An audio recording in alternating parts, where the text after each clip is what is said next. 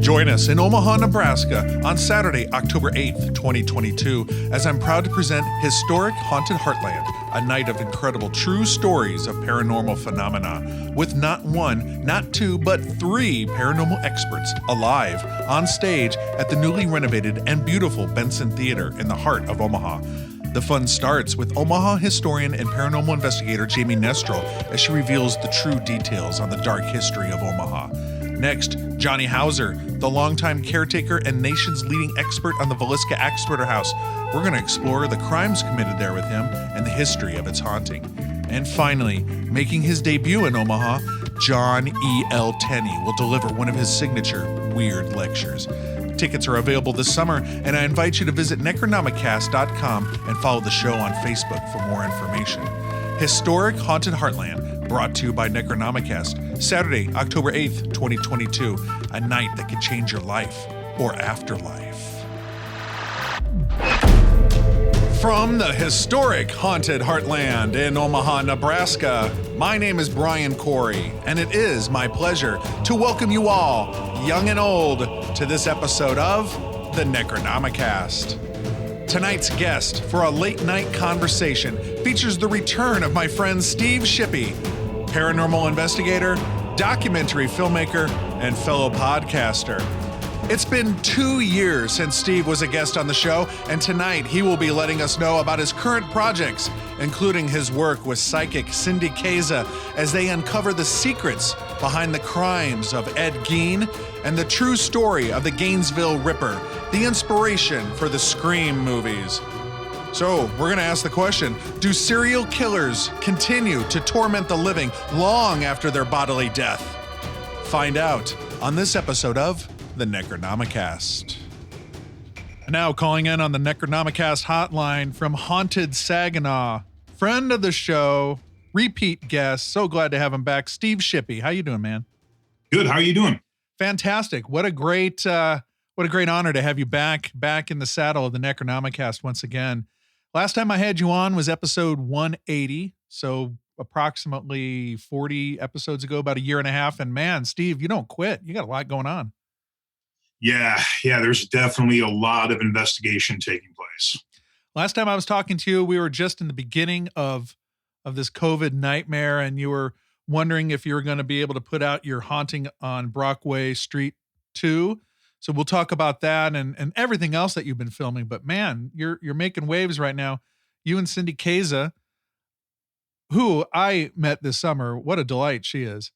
Yeah, she's super awesome.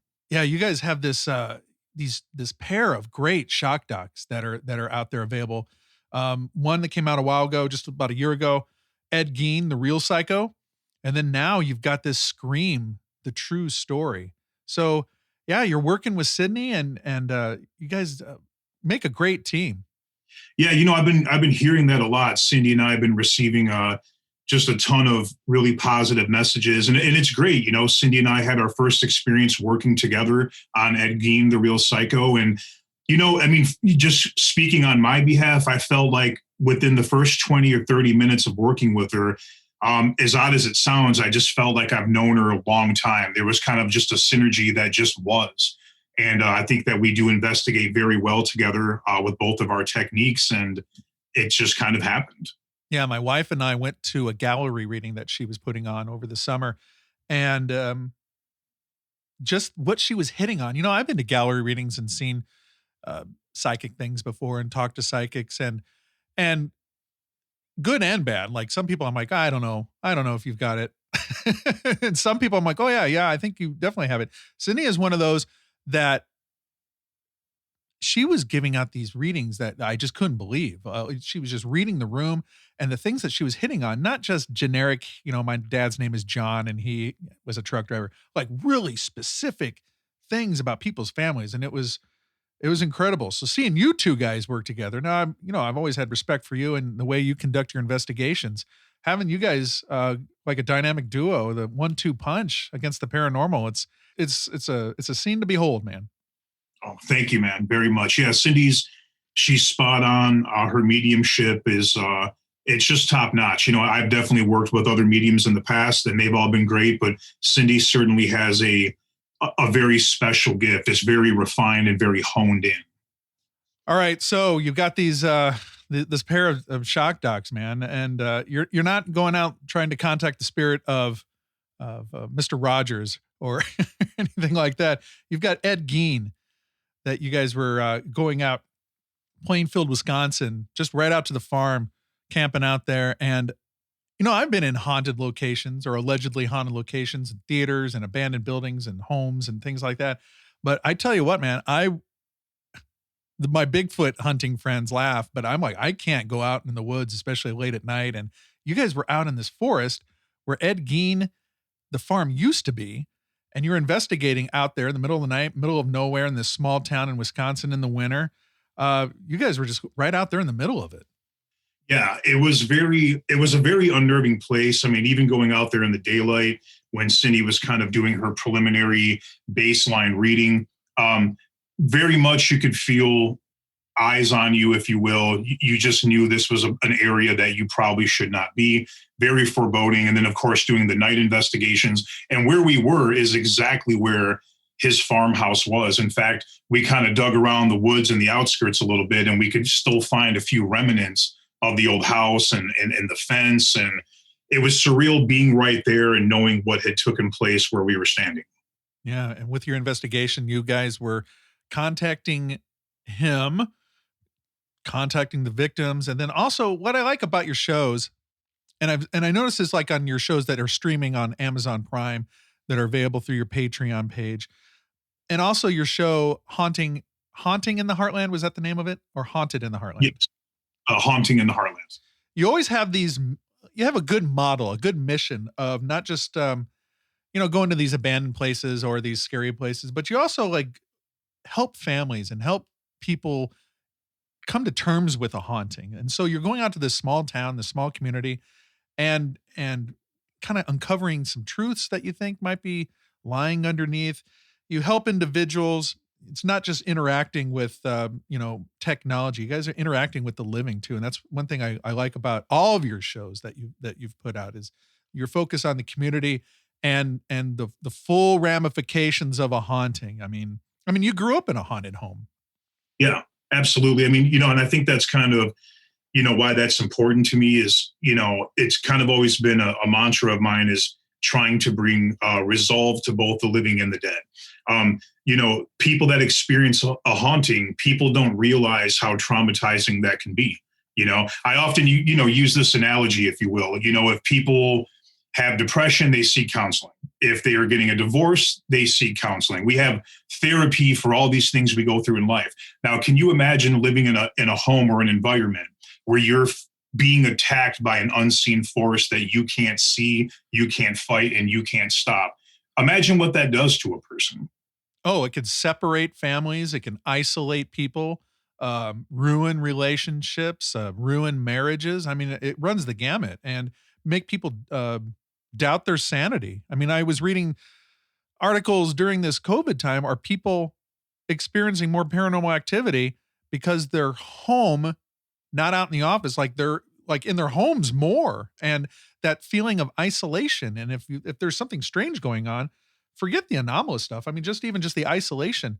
But people home alone, witnessing these things, and it wreaks havoc on people's mental health and psyche. And that's what's going on in their head. We're not even talking about the ramifications of a haunting going on in their home. So yeah, for real. Yeah, and it definitely amplifies it. I mean, like the circumstances you're talking about, everyone's at home more, therefore the odds of them seeing something increase. Then on top of that, everyone's anxiety because of, financial issues, COVID, being sick, the fear of COVID itself.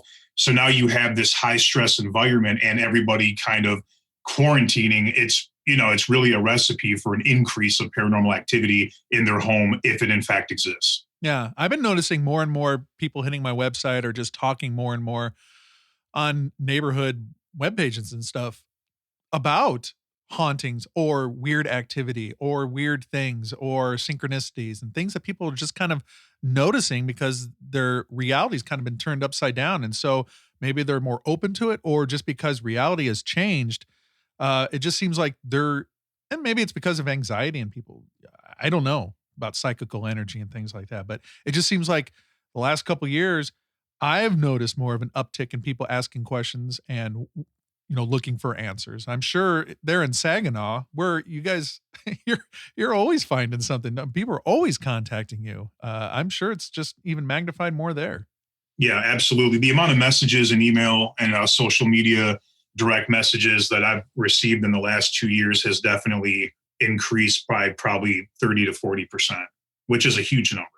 Yeah. You seem to not have a shortage of things to investigate around your immediate area. And I know you travel around, like we just talked about Ed Gein, you're in Wisconsin. And then now you just completed this show and released it, this Scream, the true story on Discovery Plus, and all the affiliated networks. I'm sure it's going to be all over the place, but it's a shock doc with Cindy.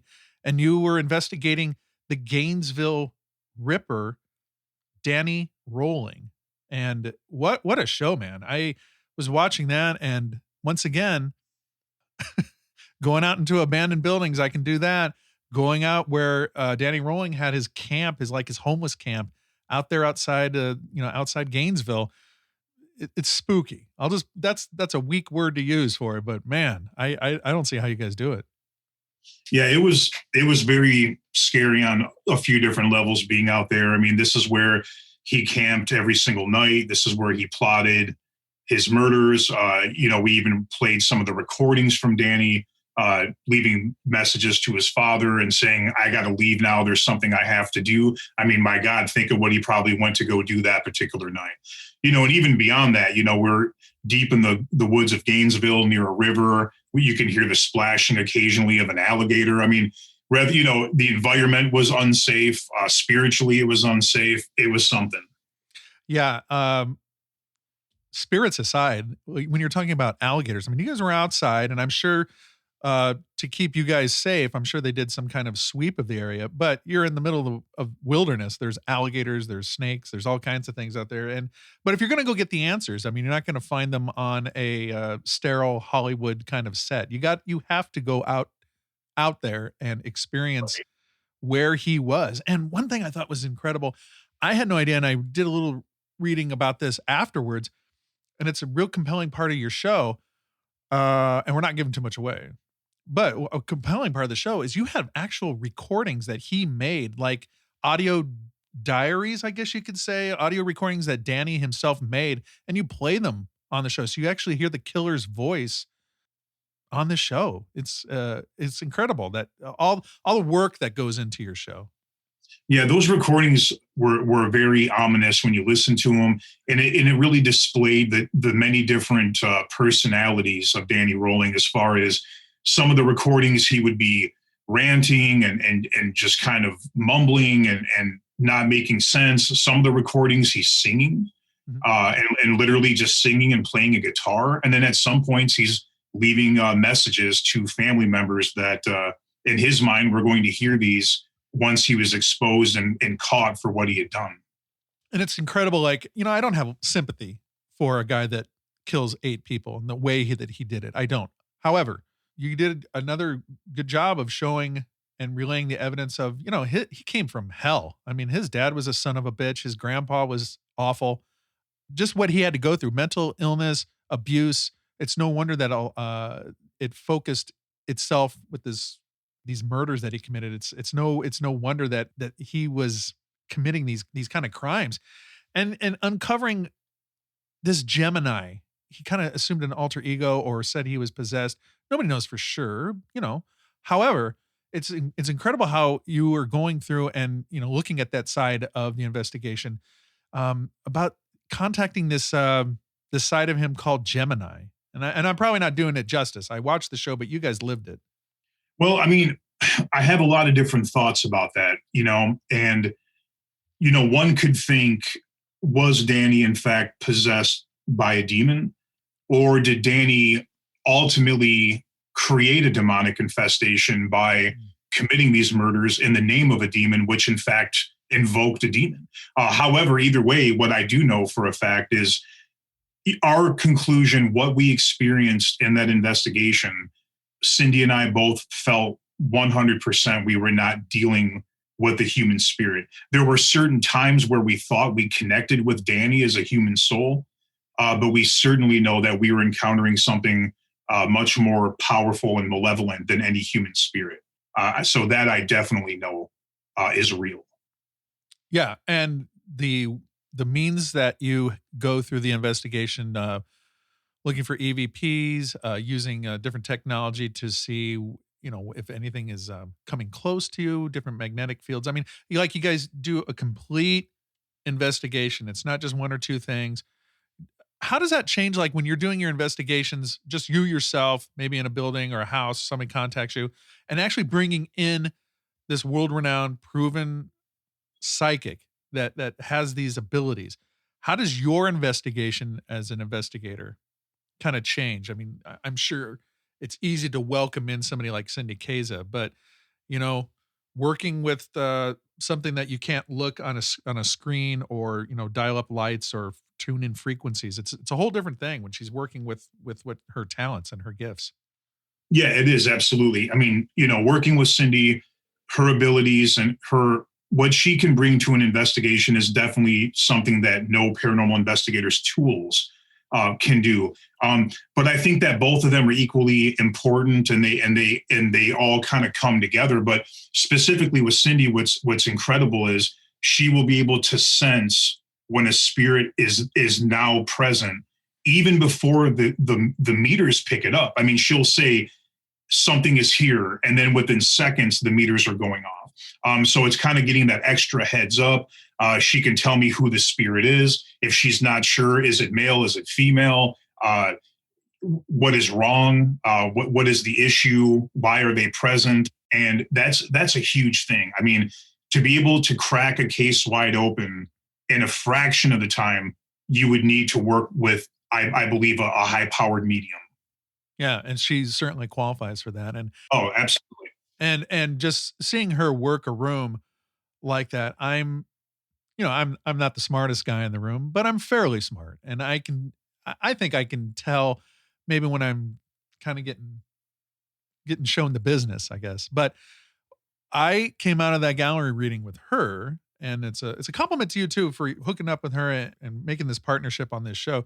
But I came out of that room just like, wow, there are things out there that I don't have a handle on or I can't explain. And that's one of those things I can't explain. When somebody can pull these truths out of the air and affect people's lives by telling them what she senses, it's incredible, man. So yeah, you two guys together, you got the technology, you got the mediumship, you got just lots of experience too. You can tell, like, you guys just don't go rushing off into down a rabbit hole or something. You're really taking your time to take this evidence and consider all the pieces together. And it's put together so well too. Like I was watching it as just compelling, captivating television too.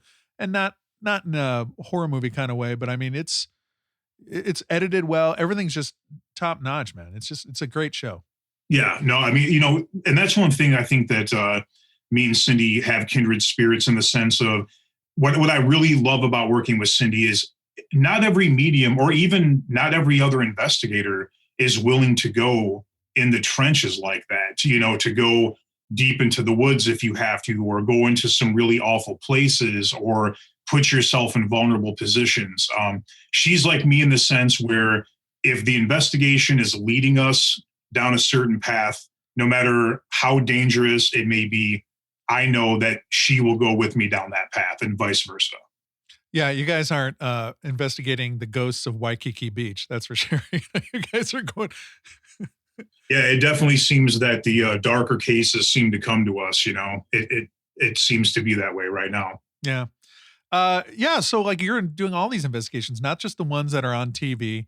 Are you noticing more darker hauntings or darker spirits like that? Or do you ever come across, like the friendly ghost? Well, I mean, honestly, within the last few years, I do feel like it's very bizarre how many darker cases are just surfacing. I mean, typically when people are reaching out to me, I would go as far as to say 8 or 9 out of 10 are going to be more, could it be residual? it's the ghost of somebody who passed in the house. But lately, that balance seems to have shifted, and a lot of people are describing, darker things, foul smells, knocks of threes, and you got to wonder, why is there this large uptick lately in darker cases? I don't necessarily know. I mean, I do have some theories, but from my experience, that has a large uptick right now.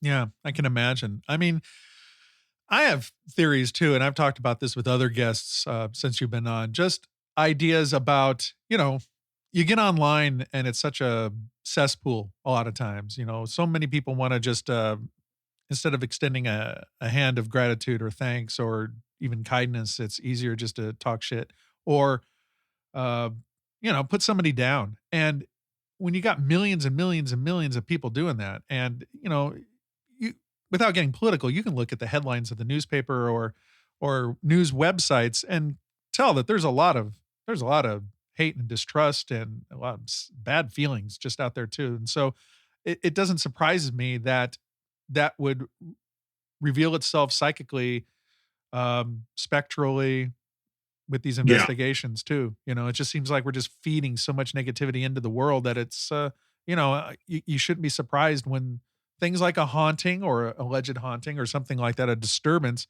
is over the darker side.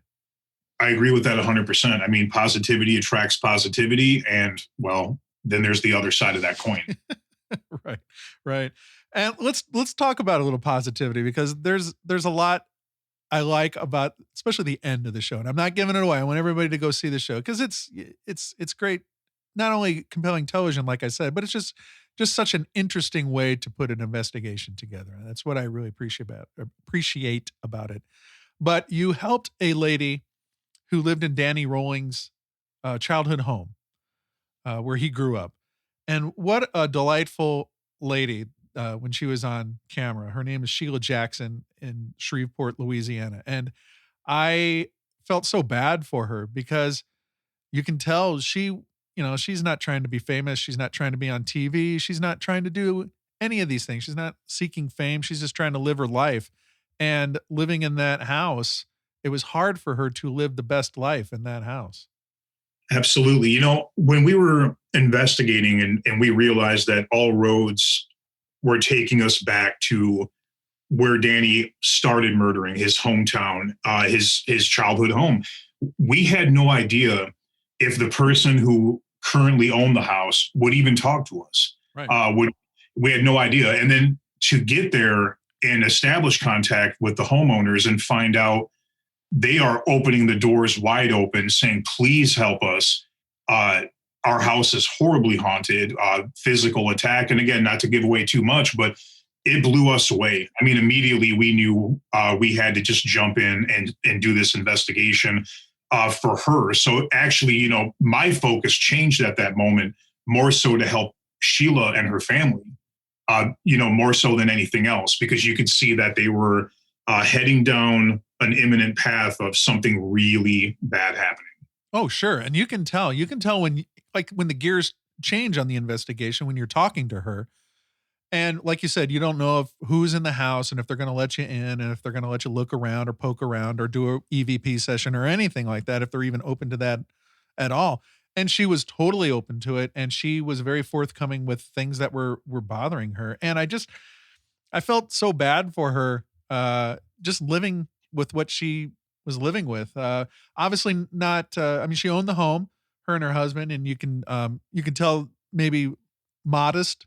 They had a modest means, because there were problems in the house that go back to when Danny lived there, and you could tell that they lived there. I mean, we're talking damage done to the house from a violent altercation. You can still see results of that in a number of ways, and she didn't have the money to fix it up or get rid of that evidence of the violent past of the house. So for her to welcome you guys in there, it was good to see. Yeah. And, and I'll tell you, I feel comfortable with discussing what you're talking about right there. I mean, when I was standing in the kitchen, talking to Sheila and asking her about different things, she had stated this is where Danny had shot his father. Right. And then she points up to the kitchen cabinet and says, "There's the bullet hole That's from right. when it happened." It's right there.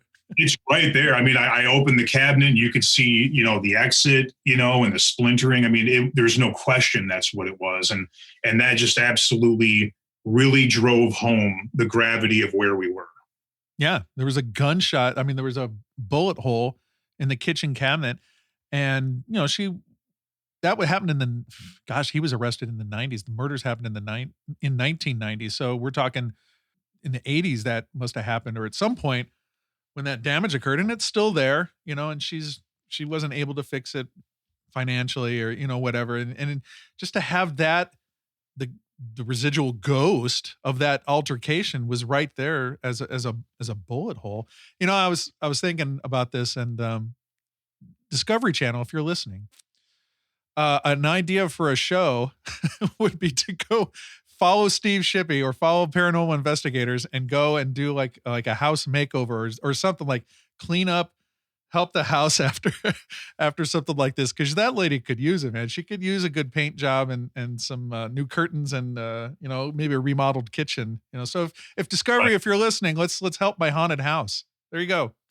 And don't forget, there's another side to that coin, because renovations stir up paranormal activity. So that would be a pretty scary series to watch there. Yeah. You'd have to watch through the entire renovation to see if hammers would disappear or something like that. But yeah, Sheila Jackson and bless her heart. And I'm glad that you and Cindy and the crew were able to go in there and investigate and give her some answers, because it seemed like, that made a lot of difference in her life. You guys just being there and kind of reassuring her that, things are going to be okay. Yeah. I mean, one thing that was so interesting is when I asked her, how long have you been experiencing these awful things that are happening to you and your family? And she says around Thanksgiving of 2006. Well, I mean, Danny was executed just a few weeks earlier. Right. That's a huge part of it. That's huge. I mean, so that gave me chills right then and there, because I was very confident that either Danny himself or whatever was possessing Danny had returned back to that space, that home. Yeah, that could be where Danny first encountered the spirit of Gemini. If that's what, if that's how it would happen, he encountered it there. So yeah, he got the lethal injection in the jail. But after that, I guess his spirit was free to go wherever. And she found that she was having that phenomenon happen right after the execution. I forgot about that. Yeah, that's a big part of the show too. I mean, like as soon as that date clicks, when you ask her when things started happening, boom, it happened right after he left this earth. Absolutely. Yeah. And as you said before, I mean, Sheila had no desire to be on television or anything like that at all. She wouldn't have cared if we had cameras or if we didn't. In fact, she didn't reach out for help. We came to her. Yeah. And she was just matter of factly telling us what they live with on a daily basis. And it's really sad because so many people don't know what to do when that's happening. Some people like Sheila and millions of others, they just feel that, well, it's happening. Some people believe me, some people don't, and I just have to deal with it.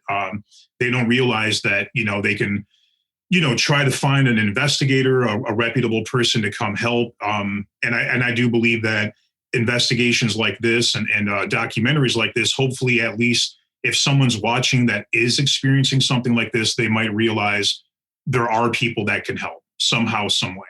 Sure.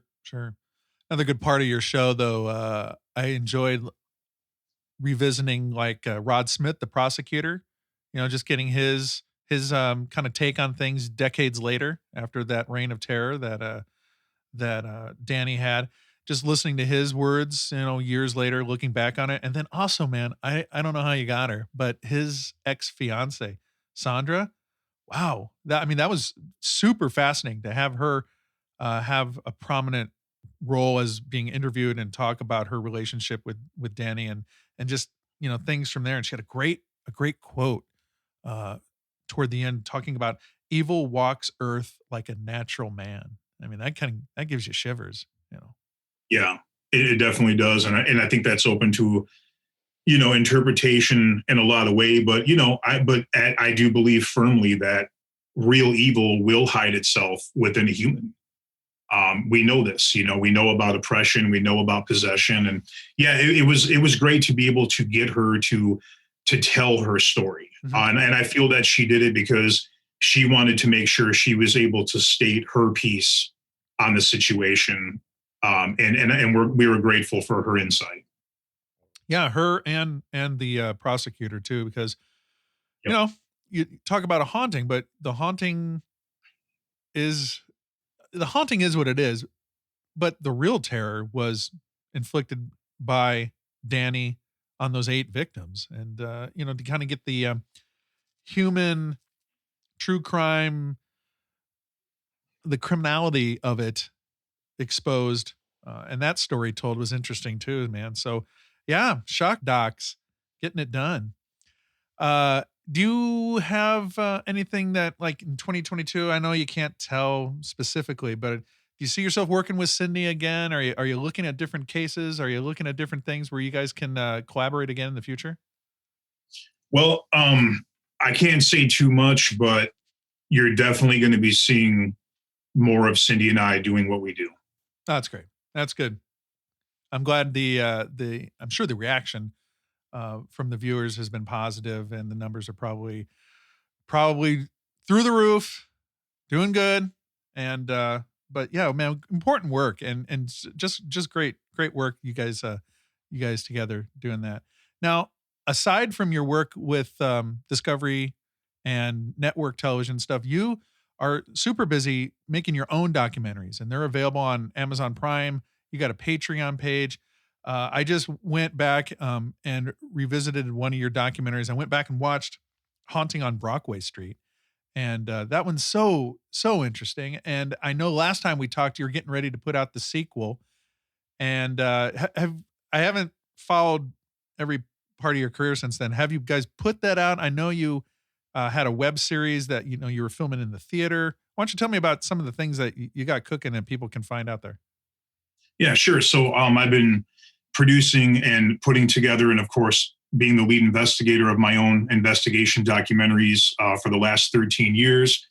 We put out 10 full-length feature investigation documentaries. And as you said, they're available on Amazon Prime. Search Haunted Saginaw, or even just search my name, they'll come up. Well, so every year that we release one of these films in my hometown of Saginaw, Michigan, we have the old historic Temple Theater, holds a couple thousand people, and we have been blessed enough to be able to sell it out 2 nights every year, so a total of 20 times. And then COVID came, and we were unable to do that because it is such a tradition here in my area. We don't want to just release it straight to a streaming platform. But I do feel that now it seems that the time is right. Restrictions have loosened up. As of right now, anyway, the theater is offering full capacity. And so Haunting on Brockway Street 2 will be released around Halloween time this year. Oh, that's great. That's great. And I know with your Patreon page, you have other investigations that you release. Are they like mini episodes, or how does that work? So, yeah, I don't know that I've ever been busier keeping up with that.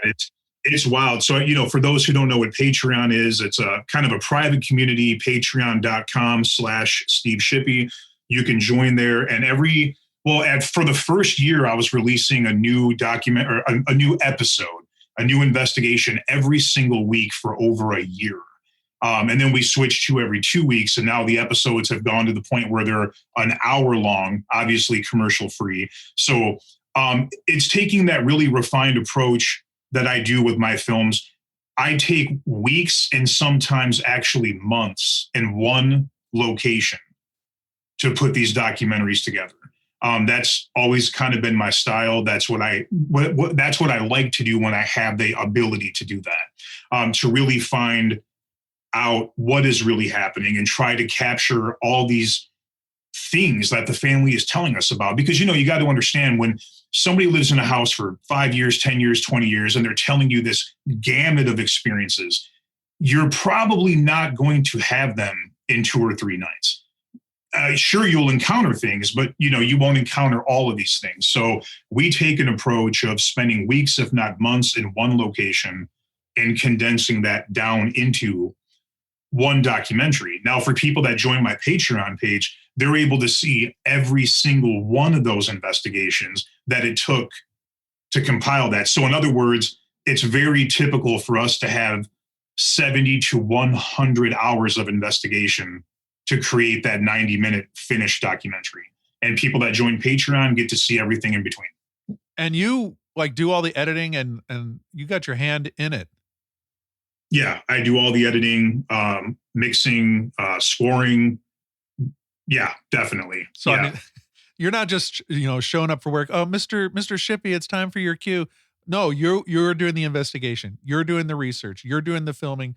You're doing all the post-production. You're doing all this, like you said, the scoring, everything, promotion. I mean, this is a Herculean task of putting these things together. And that's one thing I really liked about watching them. I know you're not just in like a spot for a night or two. You're in these places for a long time. And in the span of 2 hours, you learn all about these places because you show all the research that you do and you talk to the people, like Dice Road. That was another great one. You show all the police officers and all the stories of people of police officers getting called to locations and their police reports. And it's not anything that I've really seen really on paranormal television that's broadcast. No offense to any these great shows that are out there. But man, you really take the time and show what an investigation is like for like you said, days, weeks, months in a place if you have to. Absolutely. Yes.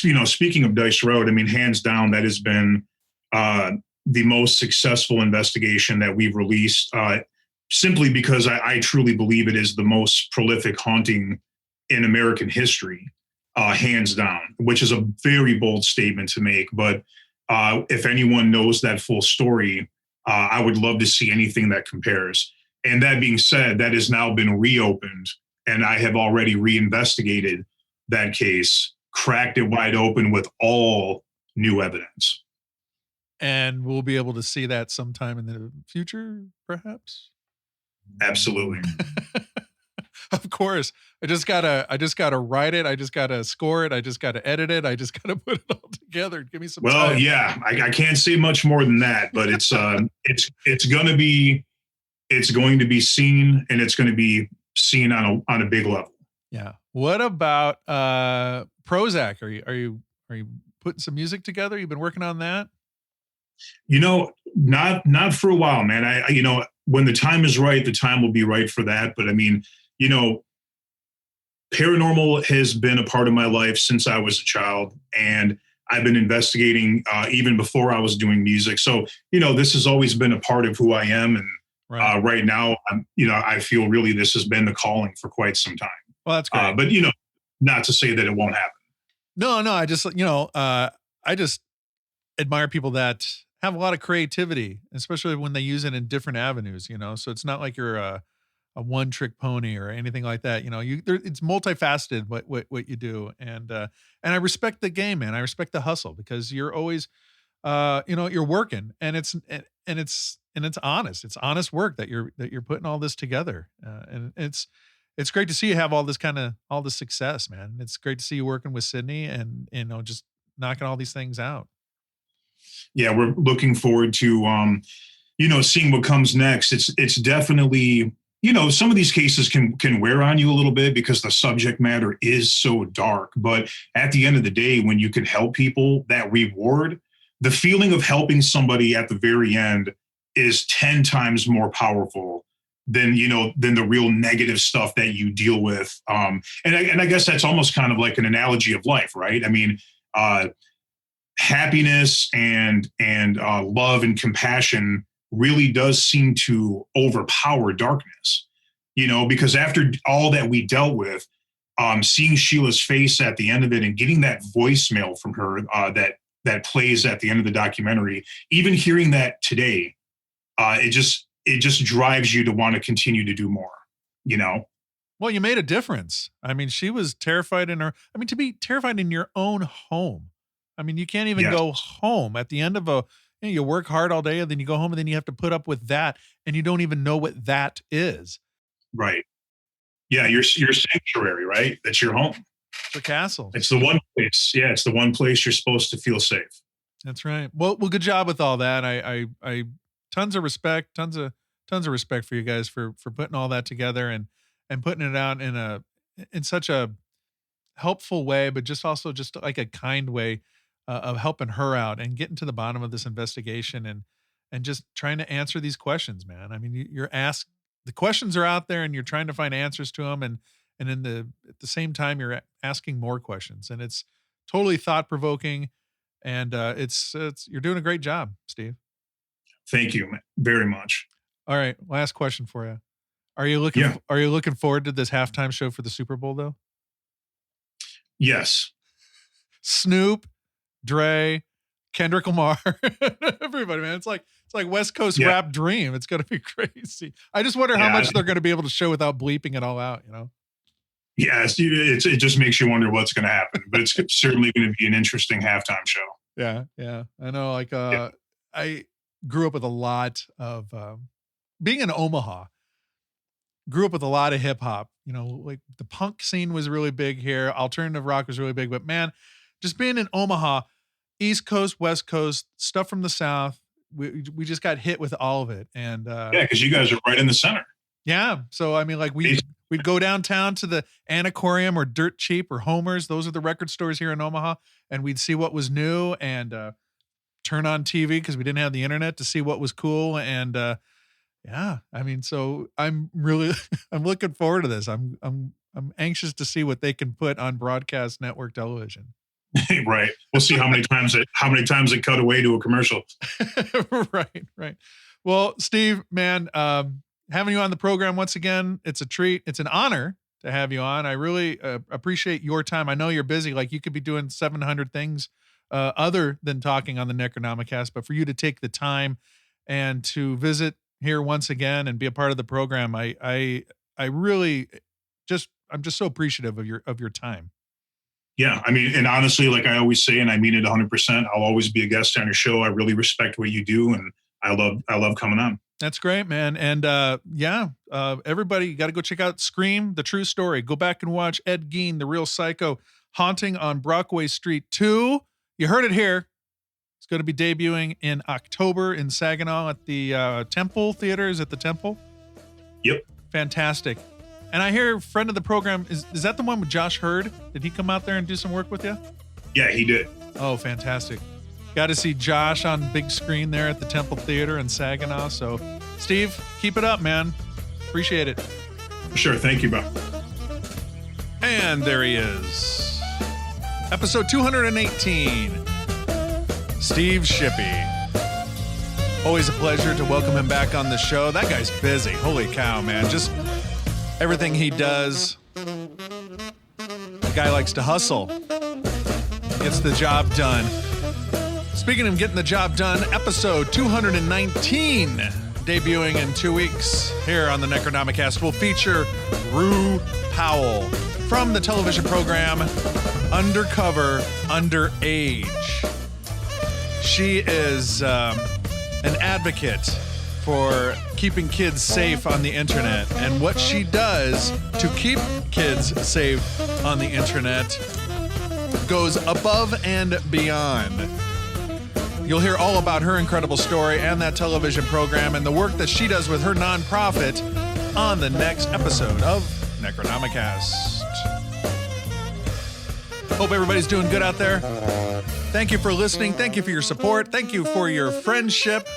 Keep it clean and nice online, everybody. No more hate and discontent on social media. Conversation, not confrontation.